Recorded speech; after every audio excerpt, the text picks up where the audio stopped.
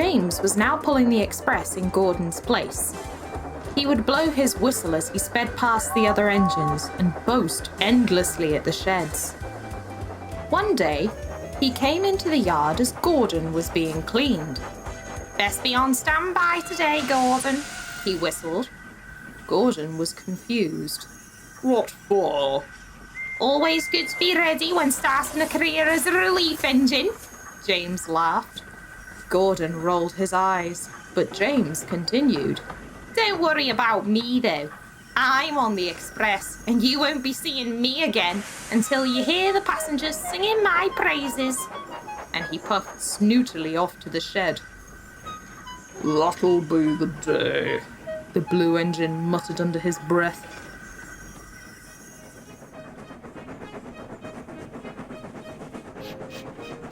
Gordon soon left to take another goods train to the middle station.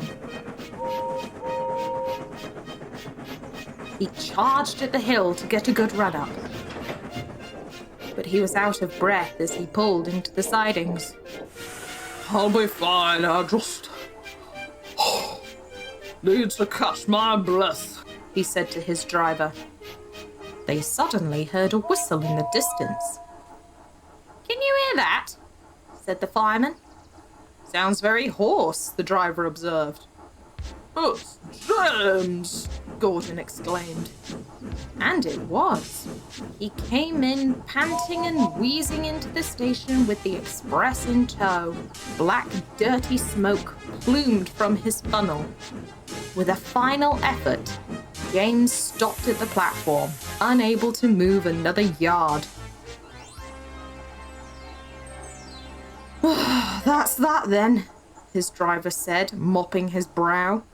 Gordon watched from the sidings as James was uncoupled. Then the signalman came up to him. "We need you to take James off the train while another engine takes over." Gordon smirked and agreed. "I thought you promised me I wouldn't be seeing you again," he said innocently.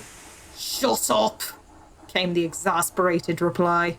"Oh, but can you hear it, James?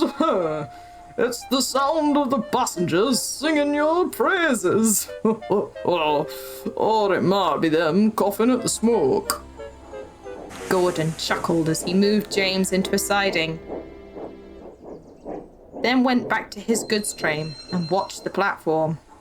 Passengers were swarming at the station master, asking all sorts of questions that he couldn't answer. "When are we getting underway? Where is the new engine? Is it going to be a long wait?" It was all very chaotic. Gordon knew what the Fat Controller would say, but he took a deep breath and cut through the crowd with a long, shrill whistle. "May I help?" This seemed to pacify the passengers instantly, and the station master escaped the yard to speak with Gordon. "Won't the Fat Controller be angry with you on passenger trains?" "He'll be far more angry if the passengers are kept waiting," Gordon said.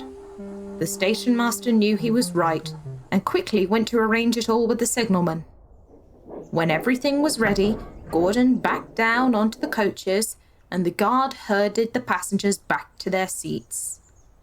With a long whistle, the driver carefully eased open the regulator and Gordon rolled out of the station. Before long, the train was at full speed and Gordon was happy to be helping the passengers.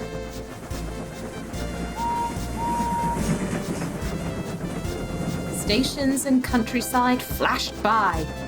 The passengers were singing his praises. And in no time, Gordon arrived at the other end of the line.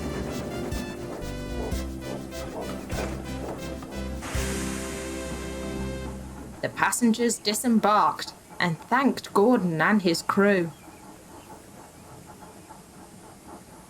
When the crowd had disappeared, the big blue engine saw the Fat Controller waiting on the platform. "I see you're taking passengers again, Gordon. Despite my orders," he started. Gordon quickly tried to compose himself, but the Fat Controller held up his hand for silence.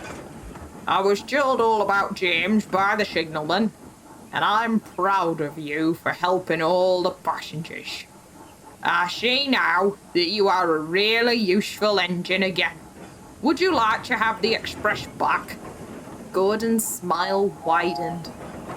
Oh, yes, sir. Thank you, sir. But before you take the express, I would like you to go and collect a new, clean shipment of coal. Of course, sir. Gordon whistled happily and puffed away. A better and wiser engine. He doesn't mind Henry having his own express now.